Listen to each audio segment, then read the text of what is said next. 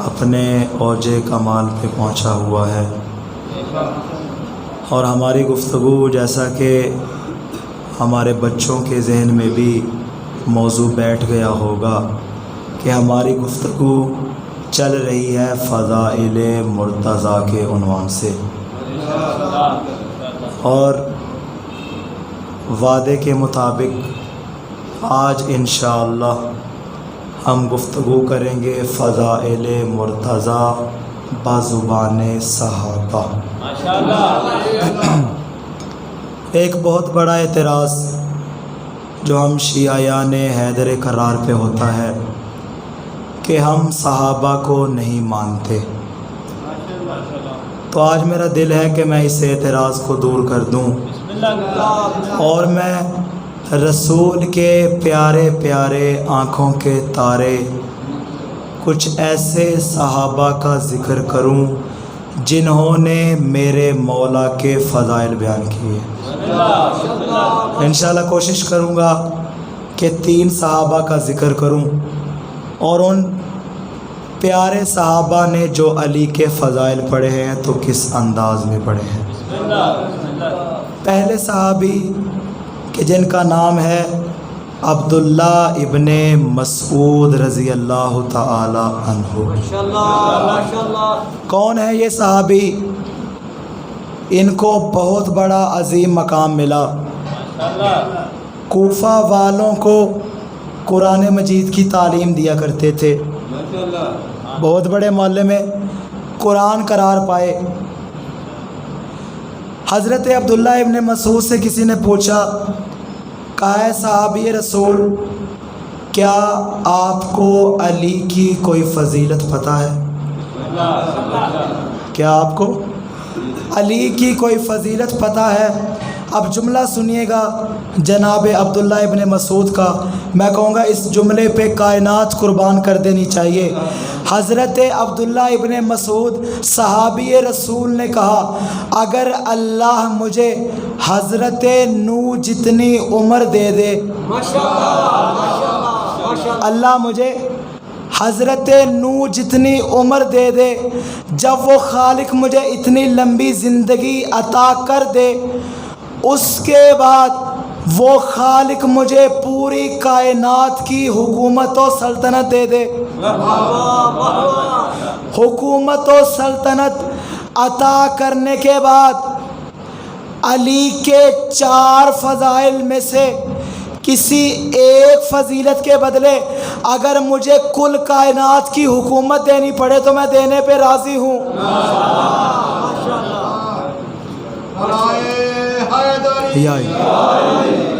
اتنا بڑا دعویٰ، کہا علی کے ایسے 4 فضائل جس کے لیے میں کل کائنات کی حکومت قربان کر دوں گا۔ کسی نے پوچھا ذرا ہمیں بھی بتائیے وہ علی کے فضائل کون سے ہیں؟ جناب عبداللہ نے کہا، علی کی پہلی فضیلت یہ ہے کہ وہ شب ہجرت رسول کے بستر پہ سوئے۔ یہ فضیلت کائنات میں کسی اور کو ملی ہی نہیں۔ پھر کہا علی کی دوسری فضیلت یہ ہے، جب 39 دن تک خیبر فتح نہ ہو سکا، 39 دن تک یہ لمبی جنگ چلتی رہی، تو 39ویں دن کے ختم ہوتے ساتھ ہی کائنات کے رسول نے کہا، کل میں علم اس کو دوں گا جو رجل ہوگا، جو کرار ہوگا، جو غیر فرار ہوگا۔ حضرت عبداللہ کہتے ہیں ہم سارے صحابہ نے اپنی آنکھوں سے دیکھا، 40ویں دن رسول نے علی کو علم عطا کیا۔ فرمایا علی کی تیسری فضیلت یہ ہے کہ آدھی رات کو کائنات کے رسول پہ وحی نازل ہوئی، اللہ نے حکم دیا، اے میرے پیارے حبیب، اے میرے پیارے رسول، مسجد میں جائیے۔ پوری توجہ ہو مجمع کی، میں رک رک کے چل رہا ہوں۔ اے میرے پیارے رسول، مسجد میں جائیے اور مسجد میں جتنے بھی صحابہ موجود ہیں سب کو مسجد سے اٹھائیے، سب کو اپنے اپنے گھروں میں بھیجیے اور سب کے دروازے بند کر دو، بس علی کا دروازہ کھلا رہے۔ میں کہوں گا صرف آیت تطہیر اہل بیت کے فضائل بیان نہیں کرتی، یہ حدیث بھی اہل بیت کے فضائل بیان کر رہی ہے، اور یہی حدیث کہتی ہے کہ دروازہ صرف اس کا کھلا رہے گا جس کے گھر سے نجاست کا گزر بھی نہیں ہے۔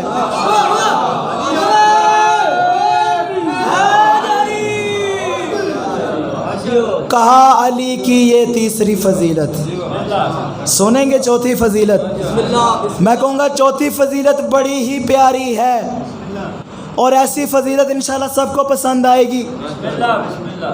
حضرت عبداللہ ابن مسعود فرماتے ہیں کہ جب اللہ نے سورہ برات نازل کی اور اس کی آیتیں اللہ نے جب نازل کر دی، رسول خدا نے وہ ساری آیتیں حضرت ابو بکر کے حوالے کی۔ اللہ کی آیتیں کائنات کے نبی نے حضرت ابو بکر کے حوالے کی، اور وہ ان آیات کو لے کر چلے گئے۔ مقصد کیا تھا آیات کا؟ کہ یہ آیات خانہ کعبہ میں مشرکین مکہ کو پڑھ کے سنائی جائے اور ان سے کہا جائے اے مشرکو تم نجس ہو، کعبہ سے نکل جاؤ۔ سمجھ میں آ گیا آیات کا مفہوم؟ براءۃ من اللہ و رسولہ، سورہ توبہ کی جو ابتدائی آیات ہیں، جب یہ آیات نازل ہوئی کائنات کے رسول نے یہ آیات حضرت ابو بکر کے حوالے کی۔ حضرت ابو بکر چلے گئے، ابھی درمیان رستے میں تھے کہ فوراً جبرائیل امین نازل ہوئے اور کہا اے اللہ کے رسول، اللہ کہہ رہا ہے یہ جو آیات میں نے ابھی ابھی نازل کی ہیں، یا ان آیات کو آپ خود لے کر جائیں یا وہ لے کر جائے جو محمد جیسا ہو۔ کائنات کے رسول نے آواز دی یا علی، جیسے ہی علی کو پکارا کہا یا علی، اللہ کہہ رہا ہے یا مجھ محمد کو جانا ہوگا یا تجھ علی کو جانا ہوگا۔ اے علی جاؤ اور حضرت ابو بکر سے آیات واپس لو۔ علی چلے گئے، بھائی جملہ سنیے گا، بڑا خوبصورت جملہ ہے۔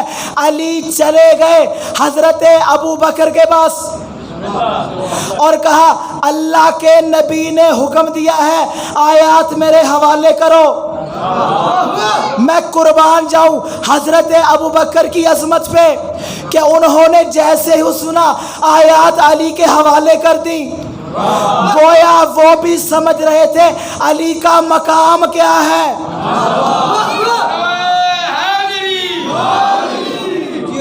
بعض اوقات کچھ مرید ایسے ہوتے ہیں جو پیروں کو بھی مروا دیتے ہیں، سوچ سے سمجھتے نہیں کہ ہمارے پیروں نے کہا کیا ہے۔ اگر علی کی اطاعت سیکھنی ہے تو حضرت ابو بکر سے سیکھو، وہ جانتے تھے علی کا مرتبہ اور مقام کیا ہے۔ پہلے صحابی رسول کا تذکرہ مکمل ہوا، اب دل چاہتا ہے ایک اور معزز صحابی کا تذکرہ کروں۔ صحابی کا نام ہے حضرت عبداللہ ابن عباس۔ کون ہے عبداللہ ابن عباس؟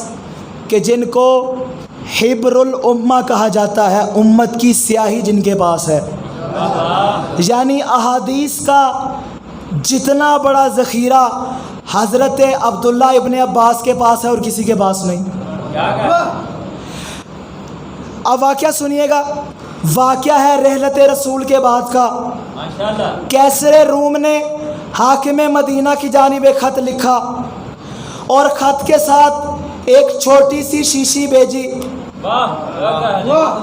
اور کہا اے وسیع رسول، جو بھی ممبر پہ تھا، اے وسیع رسول، اگر تم رسول کے خلیفہ برحق ہو تو پوری کائنات کو اس شیشی میں بند کر کے بھیج دو۔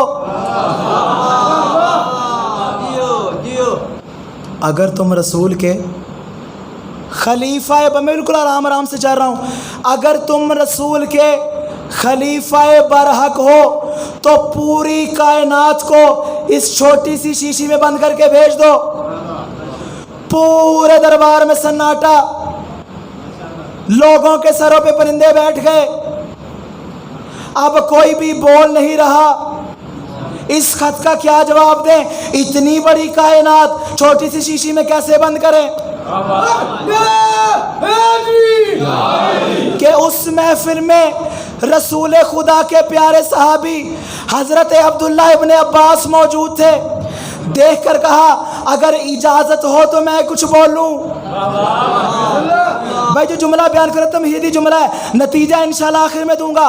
کہا اگر اجازت ہو تو میں کچھ بیان کروں. کہا عبداللہ بتاؤ. کہا تم ایسا کرو، کائنات کو شیشی میں بند کرنا ہے نا، تم ایسا کرو سمندر کا پانی لو، شیشی میں ڈال کے بھیج دو. کہا ہے عبداللہ یہ تم نے کیا بات کر دی؟ اس نے ساری کائنات مانگی ہے، تم پانی کی بات کر رہے ہو. عبداللہ ابن عباس نے کہا کیا تم نے قرآن نہیں پڑھا؟ وہ خالق ارشاد فرماتا ہے وَجَعَلْنَا مِنَ الْمَاءِ كُلَّ شَيْءٍ حَيٍّ، ہم نے کائنات کی ہر چیز کو پانی سے پیدا کیا ہے. تم پانی بھیج دو گے تو ساری کائنات آ جائے گی. سارا مجمع حیران. عبداللہ ابن عباس کے پاس اتنا علم کہاں سے آ گیا؟ حاکم وقت نے کہا اے عبداللہ تیرے پاس اور اتنا زیادہ علم یہ کہاں سے آ گیا؟ عبداللہ ابن عباس نے کہا یہ میرا کمال نہیں، کمال اس کا ہے جس کے پاس عبداللہ بیٹھ کے سیکھتا ہے. بھائی توجہ ہو مجمع کی. کہا کس کے پاس بیٹھ کے سیکھتے ہو؟ کہا میں کبھی کبھار علی کے پاس چلا جاتا ہوں، جو وہ مجھے سکھاتے ہیں میں خیرات میں بانٹ دیتا ہوں. کہا اچھا علی کے پاس جاتے ہو، علی نے تمہیں کیا کیا سکھایا؟ عبداللہ ابن عباس نے کہا میں ایک رات کو مولا کائنات کے پاس گیا اور کہا مولا اگر ہو سکے تو مجھے الحمد کی تفسیر بتائیے. مولا نے کہا عبداللہ ابن عباس الحمد کی تفسیر سننا چاہتے ہو؟ پہلے یہ بتاؤ الحمد کی الف کی تفسیر کیا ہے؟ عبداللہ ابن عباس نے کہا مولا مجھے نہیں پتا. مولا نے الحمد کی الف کی تفسیر بتائی. پھر کہا اے عبداللہ بتاؤ الحمد کی لام کی تفسیر کیا ہے؟ عبداللہ نے کہا مولا مجھے نہیں پتا. مولا نے الحمد کی لام کی تفسیر بتائی. پھر کہا اے عبداللہ الحمد کی ہے کی تفسیر بتاؤ.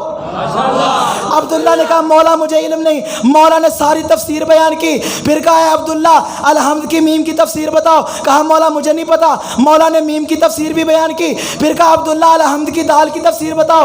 عبداللہ نے کہا مولا مجھے نہیں پتا، میرے آقا بہتر جانتے ہیں. مولا نے الحمد کی دال کی تفسیر بیان کی.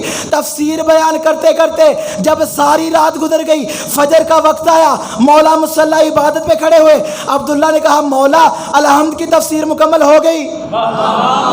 مولا نے کہا مولا نے کہا جملہ مکمل ہونے دیجئے. مولا نے کہا اے عبداللہ ابھی تو میں نے لفظ الحمد کی تفسیر بیان کی ہے، ابھی تو پوری سورہ فاتحہ پڑھی ہے. کہا مولا بھائی توجہ ہو مجمع کی. کہا مولا اتنی زیادہ تفسیر؟ مولا نے کہا عبداللہ پریشان نہ ہو، اگر میں علی سورہ الحمد کی تفسیر بیان کروں اور اس کو 70 اونٹوں پہ لاد دیا جائے تب بھی علی کا علم ختم نہیں ہوگا. اس لیے کہ اللہ نے پوری کائنات کا علم قرآن میں رکھ دیا، قرآن کا علم سورہ فاتحہ میں رکھ دیا، سورہ فاتحہ کا علم بسم اللہ الرحمن الرحیم میں رکھ دیا، اور بسم اللہ الرحمن الرحیم کا علم اللہ نے اس نقطے میں رکھ دیا جو بسم اللہ کے نیچے ہے. اے عبداللہ ابن عباس وَأَنَا النُّقْطَةُ الَّتِي تَحْتَ الْبَاءِ، اے عبداللہ میں علی وہ نقطہ ہوں جو بسم اللہ کے نیچے ہے.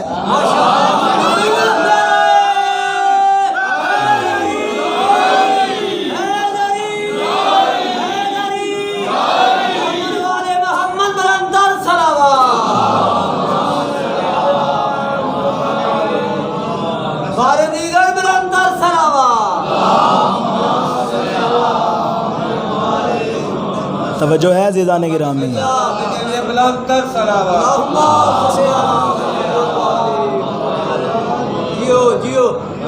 ایک شخص آیا عبداللہ ابن عباس کے پاس، کہا اے عبداللہ، غور سے سنیے گا، اے عبداللہ تمہارا علم زیادہ ہے یا علی کا؟ تمہارا علم زیادہ ہے یا علی ابن ابی طالب کا؟ عبداللہ ابن عباس نے ایک مرتبہ اسے دیکھا اور دیکھ کر کہا قطرے کا سمندر سے کیا مقابلہ، قطرے کا سمندر سے کیا مقابلہ۔ وہ کہنے لگا سمجھ نہیں آئی، قطرہ کون ہے اور سمندر کون ہے؟ عبداللہ نے کہا تم تو بہت بڑے جاہل نکلے، ارے میں قطرہ ہوں، علی سمندر ہے، میں جو کچھ بھی بیان کرتا ہوں علی سے لے کے بیان کرتا ہوں، اس لیے کہ اس اللہ نے اپنا سارا علم نبی کو عطا کر دیا، نبی نے اپنا سارا علم علی کو عطا کر دیا، جو کچھ میں نے سیکھا ہے وہ علی سے سیکھا ہے۔ اب جملہ سنیے گا عبداللہ ابن عباس کا، کہا اگر میرا اور سارے صحابہ کا، میرا اور سارے صحابہ کا، میرا اور سارے صحابہ کا علم ملا لیا جائے اور اس کا علی کے علم سے مقابلہ کیا جائے تو وہ ایسے ہی ہوگا جیسے 7 سمندر میں ایک قطرہ ہو۔ کل ایمان کل قرآن علی حق نعرہ حیدری۔ میرا دل چاہتا ہے کہ عبداللہ ابن عباس کی زبان سے اور مولا کے فضائل آپ کو سناؤں۔ کسی نے عبداللہ ابن عباس سے کہا تمہارا کام قرآن پڑھنا ہے، تم قرآن پڑھا کرو، علی علی نہ کیا کرو۔ کیا کہا عبداللہ سے؟ قرآن پڑھا کرو، علی علی نہ کیا کرو۔ عبداللہ ابن عباس نے دیکھ کر کہا اچھا کیا تم یہ چاہتے ہو میں قرآن پڑھنا چھوڑ دوں؟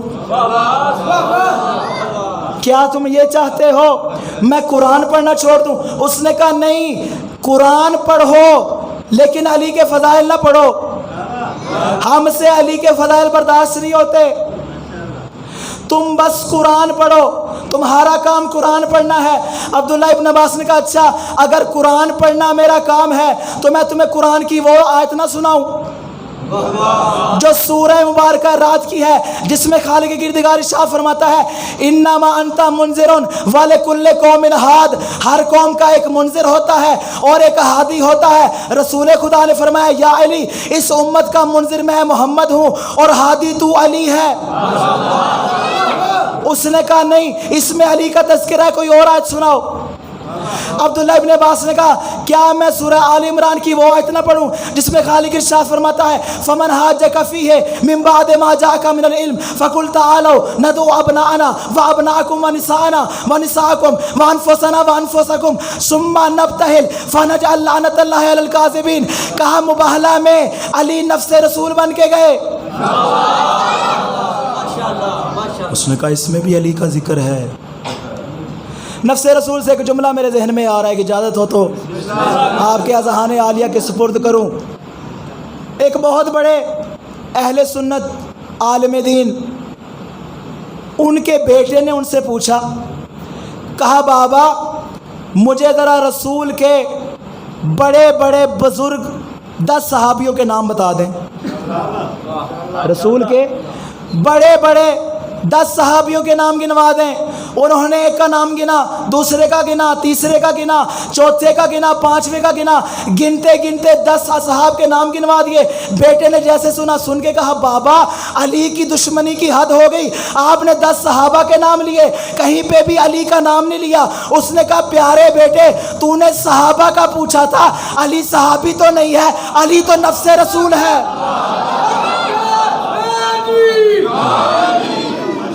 علی نفس رسول ہے۔ اس نے سنا، کہا ہے عبداللہ کیا قرآن کی یہی آیت آتی ہے؟ تمہیں قرآن کی کوئی اور آیت نہیں آتی؟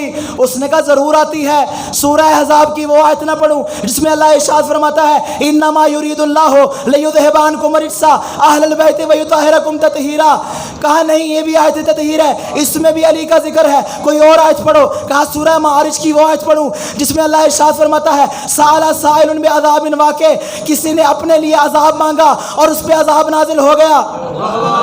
وہ منکر ولایت علی تھا جس پہ عذاب نازل نازل ہوا؟ کہا نہیں اس میں بھی علی کا ذکر ہے، کوئی اور آیت پڑھو۔ عبداللہ ابن عباس نے کہا کیا میں سورہ مائدہ کی وہ آیت پڑھوں جس میں خالق ارشاد فرماتا ہے یا ایھا الرسول بلغ ما انزل الیک من ربک وان لم تفعل فما بلغت رسالتہ۔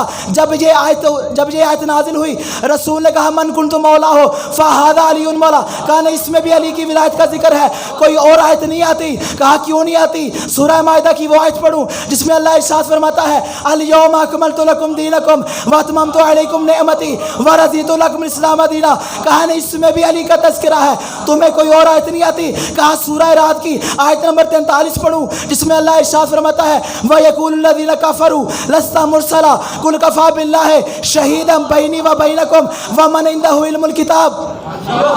اللہ نے کہا رسول کی رسالت کے دو گواہ کافی ہے، ایک اللہ کافی ہے، دوسرا وہ جس کے پاس پوری کتاب کا علم ہے۔ عبداللہ ابن عباس نے کہا وہ لا شریک جس مقام پہ کسی کو اپنے ساتھ شریک نہیں کرتا اس نے علی کو اپنا شریک بنایا۔ اب سنیے گا جملہ سنیے گا، کہا عبداللہ تمہیں بس یہی آیتیں آتی ہیں؟ ایک مرتبہ عبداللہ ابن عباس نے اس کی جانب دیکھا، کہا پھر تم ہی بتا دو میں قرآن کی کون سی آیت پڑھوں؟ اس نے کہا سورہ زلزال کی پہلی آیت پڑھو اذا زلزلت الارض زلزالہا۔ عبداللہ ابن عباس نے کہا تیری بد نصیبی یہی ہے کہ اس میں بھی علی کا ذکر ہے۔ اس نے کہا اس آیت میں علی کہاں سے آ گیا؟ اس نے کہا جب مدینے میں زلزلہ آ رہا تھا، رحلت رسول کے بعد کا واقعہ ہے، پورے مدینہ میں زلزلہ آ رہا تھا، سب لوگ اپنے گھروں میں چھپے بیٹھے تھے، علی اپنے گھر سے باہر آئے، خرامہ قدم چلاتے ہوئے صحرائے مدینہ میں آئے، مولا نے زمین پہ ہاتھ رکھا، کہا اذا زلزلت الارض زلزالہا، اے زمین تجھے ابو تراب کہہ رہا ہے سکون میں آ جا۔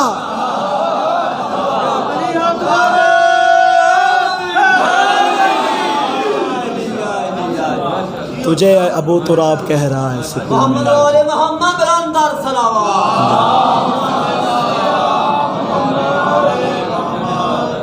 دل چاہتا ہے ایک اور صحابی کا تذکرہ کر دوں، رسول خدا کے بڑے ہی پیارے صحابی، نام ہے سلمان فارسی۔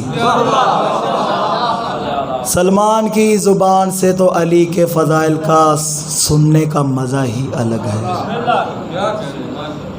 ایک روز جناب سلمان بھی بیٹھے تھے بارگاہ امیر کائنات میں، اور کچھ اصحاب بھی بیٹھے تھے کہ جن میں عبداللہ ابن عباس بھی تھے، جناب محمد حنفیہ بھی تھے، اور مولا کے لخت جگر امام حسن مجتبیٰ بھی تھے۔ 4-5 افراد بیٹھے ہوئے تھے کہ اچانک امام حسن مجتبیٰ نے کہا، اب یہ واقعہ کون نقل کر رہا ہے؟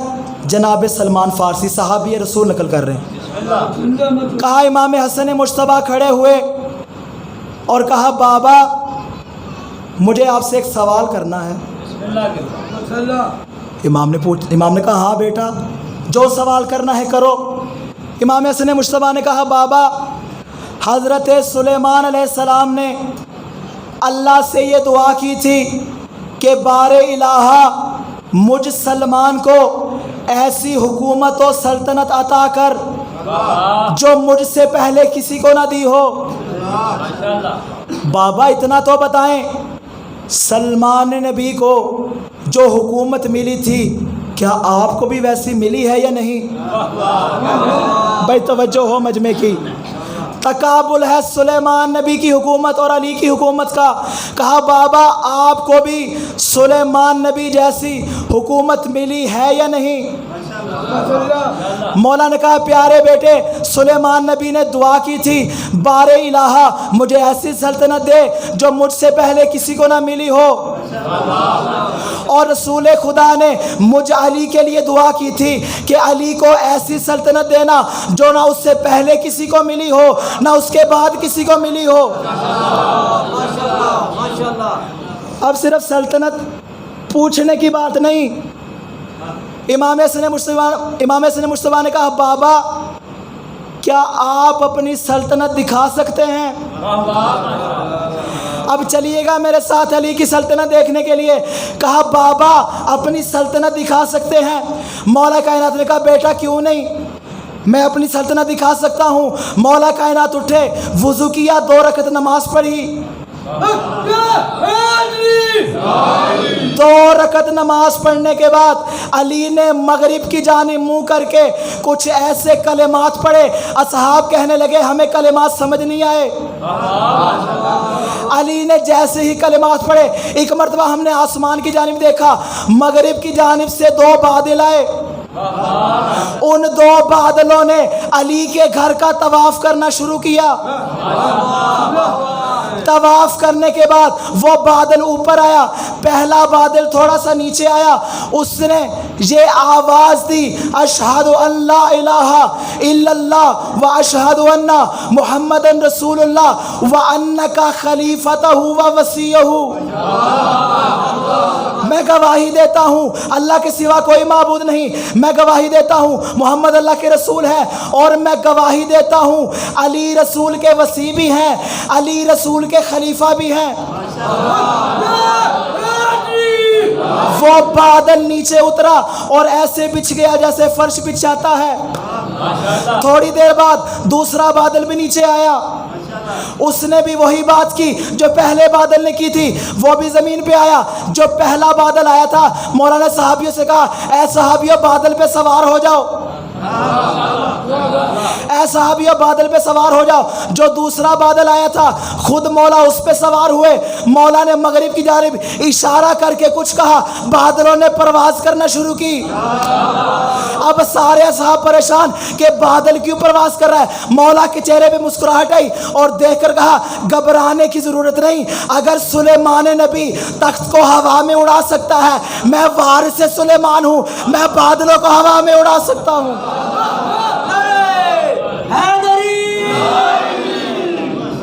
محمد والے محمد رامدار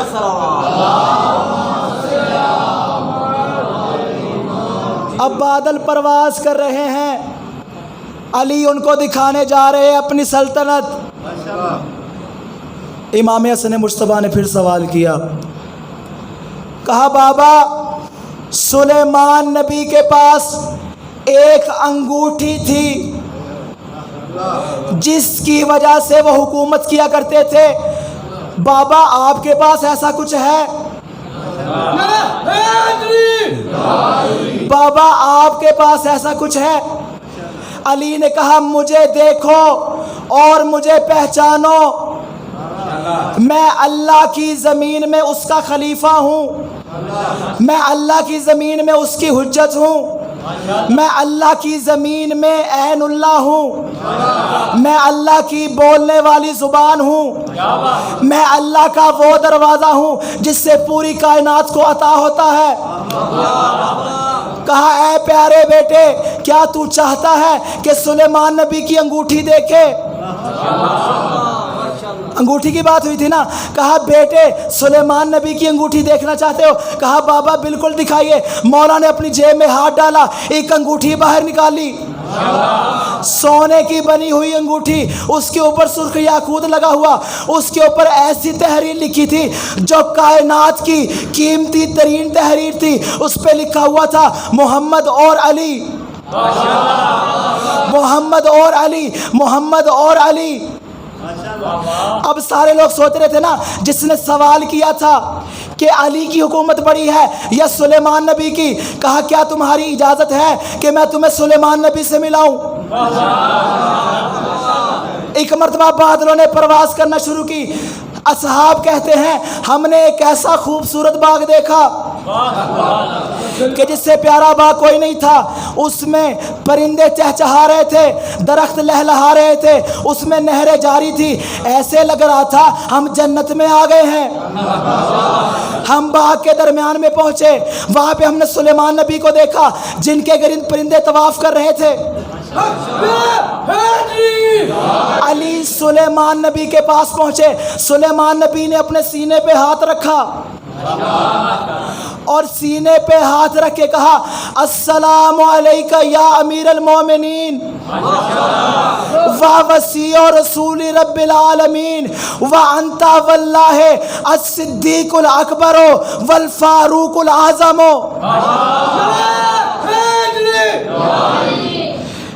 میں گواہی دیتا ہوں. سلام کیا نا, کہا السلام علیکہ یا امیر المومنین, مولا آپ پر سلام ہو جو مومنوں کے امیر ہیں اور رسول کائنات کے وسیع ہیں. یا علی, اللہ کی قسم, سلیمان نبی قسم کھا رہے, کہا اللہ کی قسم آپ ہی صدیق اکبر ہیں اور آپ ہی فاروق اعظم ہیں. اب ایک مرتبہ جو سارے ساتھ آئے تھے وہ سارے پریشان تھے کہ اللہ جانے علی کی حکومت بڑی ہے یا سلیمان نبی کی حکومت بڑی ہے, علی کی سلطنت بڑی ہے یا سلیمان کی حکومت بڑی ہے. آیا سلیمان نبی کی انگوٹھی میں طاقت ہے یا اس تحریر میں طاقت ہے جو انگوٹھی پہ لکھی تھی؟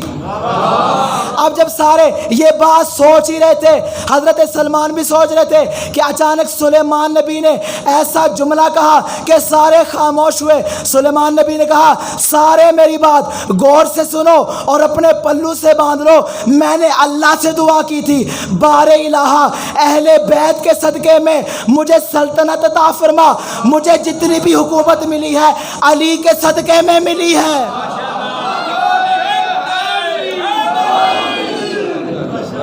لوگوں کو اندازہ ہو گیا. اور محمد والے محمد بلانتا صلوات.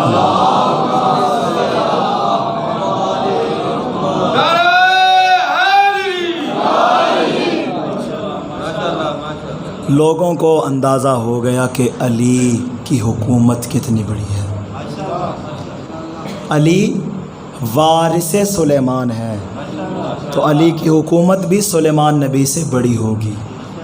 انشاءاللہ زندگی رہی تو باقی کی جو 2 مجالس ہیں 8 محرم کی اور 9 محرم کی, انشاءاللہ اس میں بھی فضائل مرتضیٰ کے عنوان سے گفتگو ہوگی. البتہ اس میں ہم گفتگو کو ایک نئے مرحلے میں داخل کریں گے اور موضوع ہوگا فضائل مرتضیٰ بزبان شیعہ.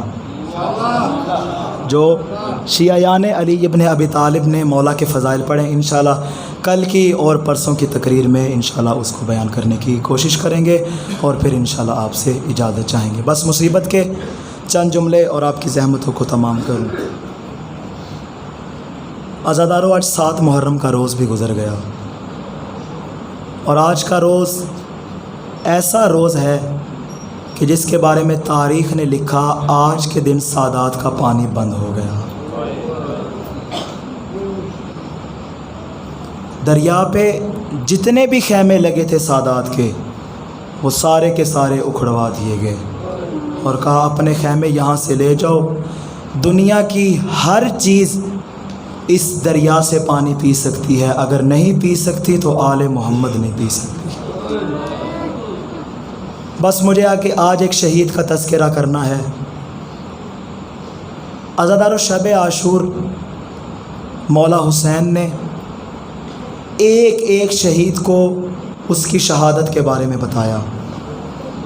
مولا نے کہا اے حبیب, تمہاری اس مقام پہ شہادت ہوگی اور تمہاری اس انداز میں شہادت ہوگی.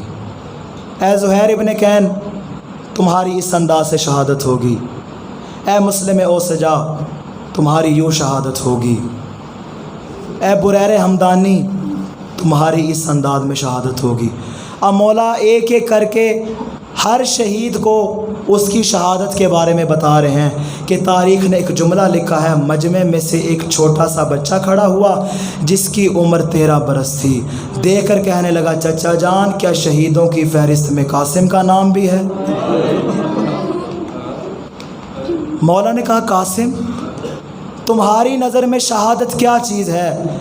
اب دیکھیے معرفت جناب قاسم کی. کہا چچا جان احلا من العسل, قاسم کے نزدیک شہادت شہد سے بھی زیادہ میٹھی ہے. جیسے جناب قاسم نے پوچھا نا, مولا نے کہا ہاں بیٹا قاسم, کل شہیدوں کی فہرست میں تیرا نام بھی ہے. اور پھر ایسا دردناک جملہ کہا میرے مولا نے, کہا قاسم صرف شہداء میں تیرا نام نہیں, علی اصغر کا نام بھی ہے. ایک مرتبہ قاسم تو خوش ہو گئے تھے نا اپنی شہادت کا سن کے، لیکن جیسے ہی اصغر کا سنا ایک مرتبہ کلیجہ پھٹنے لگا، گھبرا کے کہا بابا چچا جان کیا یہ لعین کل خیموں میں گھس آئیں گے؟ کہا نہیں بیٹا قاسم، اصغر میرے ہاتھوں پہ جا کے میدان میں شہید ہوگا۔ میں کہوں گا جناب قاسم ابھی تو شب عاشور ہے، آپ کی غیرت نے گوارا نہیں کیا کہ کوئی ظالم خیموں کو ہاتھ لگائے۔ اللہ جانے شام غریبہ میں سید سجاد نے وہ کیسے منظر دیکھا ہوگا جب خیموں کو آگ لگائی گئی، سید سجاد نے کیسے برداشت کیا ہوگا جب بیویوں کی چادریں چھینی گئی، سید سجاد نے وہ منظر کیسے دیکھا ہوگا جب بیویوں کو تماچے لگ رہے تھے۔ اجرکم اللہ زدارو۔ بس ایک مرتبہ عاشور کا روز آیا، شہادتوں کا سلسلہ شروع ہوا۔ جناب ام فروہ نے دیکھ کے کہا قاسم اکبر کا لاشا بھی آ چکا، قاسم اور محمد کے لاشیں بھی آ گئے، قاسم تو اب تک زندہ کیوں ہے؟ جناب قاسم نے کہا اماں میں جب بھی چچا کے پاس جاتا ہوں مجھے میدان میں جانے کی اجازت نہیں دیتے۔ بی بی نے کہا ہے قاسم مجھے تمہارے بابا کی ایک وصیت یاد ہے، اے قاسم جب تمہارے بابا اس دنیا سے جا رہے تھے انہوں نے تمہارے بازو پہ ایک تعویذ باندھا تھا اور کہا تھا اے ام فروہ جب قاسم پہ بڑا مشکل وقت آ جائے اس تعویذ کو کھول کے پڑھ لینا۔ بس عزادارو سنو کہ جملہ، ایک مرتبہ تعویذ کھولا گیا، اس میں امام حسن کی تحریر تھی، امام حسین کے نام پہ کہا ہے بھیا حسین میدان کربلا میں حسن موجود نہیں ہوگا، اگر قربانی چاہیے تو حسن کی طرف سے قاسم کو قربان کر دینا۔ بس عزادارو خوشی خوشی وہ تحریر اٹھائے، قاسم اپنے چچا کے پاس آئے، مولا نے وہ تحریر پڑھی، ایک مرتبہ ہونٹوں سے لگائی پھر آنکھوں سے لگائی، کہا حسن میرے بھی امام ہے، کہا قاسم اب میں تمہیں نہیں روکوں گا، قاسم جاؤ خدا حافظ۔ عزادارو سنو گے جملہ، میدان کربلا میں جب اکبر اجازت لینے آئے تھے مولا نے روکا نہیں، اکبر کو فوراً اجازت دے دی، لیکن جب قاسم اجازت لینے آئے مولا قاسم کو جانے نہیں دے رہے، جب ایک مرتبہ اجازت دے دی نا جناب قاسم چلنے لگے، کہا بیٹا اب جا ہی رہے ہو آخری مرتبہ اپنے چچا کو سینے لگا لو۔ عزادارو سینے لگایا قاسم کو، مولا حسین نے بھی رونا شروع کیا، قاسم نے بھی رونا شروع کیا، اتنا زیادہ گریا ہوا، ایک جانب غش کھا کے مولا حسین گرے، دوسری جانب جناب قاسم گرے۔ عزادارو سنو کہ جملہ، اللہ نہ کرے کسی کے گھر پہ ایسا وقت آ جائے کہ کوئی بے ہوش ہو جائے اور اس کو جگانے کے لیے پانی نہ ہو، ہائے غربت حسین، غش سے جگانے کے لیے پانی موجود نہیں تھا۔ حجرکم اللہ عزادارو، جب آنکھوں سے اشک جاری ہوں تو شہزادہ قاسم کا دو واسطہ دے کر دعا کرنا، اللہ قاسم کا واسطہ رد نہیں کرتا۔ عزادارو آج مولا حسن کو پرسہ پیش کرنا ہے جناب قاسم کا، اور جناب قاسم کو بھی مولا حسن کا پرسہ پیش کرنا ہے۔ عزادارو ایک جملہ کہنے کی اجازت چاہوں گا، جناب سیدہ فاطمہ الزہرا اور جناب قاسم کی شہادت میں کچھ شباہت ہے۔ جناب سیدہ بھی شہید ہوئی تھی، جناب قاسم بھی شہید ہوئے تھے، جناب سیدہ کی پسلیاں توڑی گئی تھی، جناب قاسم کی پسلیاں بھی توڑی گئی تھی، جناب سیدہ پہ دروازہ رکھ کے ان کو پامال کیا گیا تھا، میدان کربلا میں قاسم کا لاشا بھی پامال ہوا تھا۔ بس ایک مرتبہ جناب قاسم میدان کربلا کی جانب چلے، بہت سے یزیدیوں کو فنار کیا، مولا حسین کی نظر قاسم پہ ہے، در خیمہ پہ جناب فضہ کھڑی ہیں، جناب فضہ مولا حسین کو دیکھ رہی ہیں، خیمے کے اندر جناب زینب جناب فضہ کو دیکھ رہی ہیں، جناب ام فروہ بھی بی بی زینب کو دیکھ رہی ہیں۔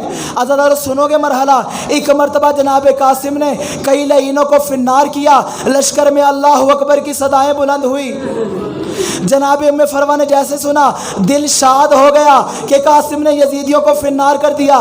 ایک مرتبہ مولا حسین خیمے میں آئے اور کہا ام فروا میں تم سے ایک درخواست کروں گا۔ قاسم نے ایک بہت بڑے پہلوان کے سارے بیٹوں کو مار دیا ہے جس کا نام تاریخ نے ازرق لکھا ہے، اب وہ پہلوان قاسم کے مقابلے میں آیا ہے۔ اے ام فروا وہ اپنے گھر سے آیا ہے، وہ کھانا بھی کھا کے آیا ہے، وہ پانی بھی پی کے آیا ہے، مگر میرا قاسم 3 دن کا بھوکا پیاسا ہے۔ ام فروا دعا کرو قاسم کو فتح حاصل ہو جائے۔ عزادارو جناب ام فروا نے دستے دعا بلند کیے، کہا بار الہ اے یعقوب کو یوسف سے ملانے والے ام فروا کو قاسم سے ملا دے۔ بس جناب قاسم نے اس لعین کو فنار کیا۔ جناب قاسم خیمے میں آئے، بی بی نے آخری بار جناب قاسم کو سینے سے لگایا اور الوداع کر دیا۔ عزادارو جناب قاسم نے دوبارہ لڑنا شروع کیا، مگر آخر کتنا لڑتا قاسم، 3 دن کا بھوکا پیاسا قاسم، لڑتے لڑتے کیسا مقام آیا، قاسم کے سر پہ گرز لگا، اب زین پہ سنبھلا نہ گیا، زین سے زمین پہ آئے، آواز دی السلام علیکہ یا ابا عبداللہ، السلام علیکہ یا اماں، اے میرے چچا قاسم کا آخری سلام ہو، یا اماں ادرکنی، اے چچا قاسم کی مدد کیجئے۔ مولا حسین ایک جانب سے بڑھے، دوسری جانب سے مولا عباس بڑھے۔ اللہ مولا حسین کا آنا تھا، ایک جملہ تاریخ نے لکھا ہے، قاسم کا ابھی قاسم زین سے زمین پر آئے تھے، مولا حسین ابھی آ ہی رہے تھے کہ دائیں جانب کے گھوڑے بائیں جانب دوڑے، بائیں جانب کے گھوڑے دائیں جانب گھوڑے، قاسم کا لاشا پامال ہوا، مولا قاسم کے لاشے پہ آئے، کہا قاسم بیٹا معاف کرنا، تم نے اپنے چچا کو بلایا، وہ تمہاری مدد کو نہ آ سکا۔ مولا نے ایک مرتبہ اپنی ابا کا کے کربلا پہ بچھائی، قاسم کے ٹکڑے کو چننا شروع کیا۔ عزادارو مولا ایسے لاشا چن رہے تھے جیسے مالی باغ سے پھول توڑتا ہے۔ مولا نے ایک مرتبہ لاشا اٹھایا، اٹھا کے خیمے میں آئے اور آ کے کہا زینب میں قاسم کا لاشا لایا ہوں، لیکن خبردار اس کی ماں کو اس کا لاشا نہ دکھانا۔ بی بی نے رو کے کہا بھیا حسین آپ کے تو ہاتھ خالی ہیں، ارے کہاں ہے قاسم کا لاشا؟ مولا نے کہا زینب غور سے دیکھو یہ گٹھڑی میں قاسم کا لاشا۔ عزادارو آپ نے سنا ہوگا تاریخ میں جب بھی کوئی جنازہ اٹھتا ہے ہمیشہ 4 کاندھوں پہ اٹھایا جاتا ہے۔ اللہ جانے کربلا کا کیسا لاشا جو حسین نے کاندھے پہ اٹھا لیا۔ جناب ام فروا آئیں اور آ کے کہا کہاں ہے میرا قاسم، میں دیکھنا چاہتی ہوں میری قربانی کیسے قبول ہوئی۔ اب جناب قاسم کا لاشا چھپایا جا رہا تھا مگر بی بی نے اصرار کیا۔ ایک مرتبہ جناب زینب نے کہا ام فروا ذرا غور سے دیکھو یہ جو گٹھڑی ہے اس میں قاسم کا لاشا۔ بی بی نے گٹھڑی کھولی، قاسم کی لاش کے ٹکڑے پہ ہاتھ رکھے، زمین کربلا پہ سجدہ کیا، کہا بار الہ تیرا شکر ادا کرتی ہوں تو نے سب سے زیادہ فروا کی قربانی قبول کی ہے۔ مولا نے ایک جانب قاسم کا لاشا رکھا، دوسری جانب اکبر کا لاشا رکھا، درمیان میں مولا لیٹ گئے، آواز بلند کر کے کہتے ہیں خدایا حسین نے قربانیاں پیش کر دی، آج حسین غریب ہو گیا۔ انا للہ و انا الیہ راجعون وسیعلم الذین ظلموا ای منقلب ینقلبون رضا بقضائہ و تسلیما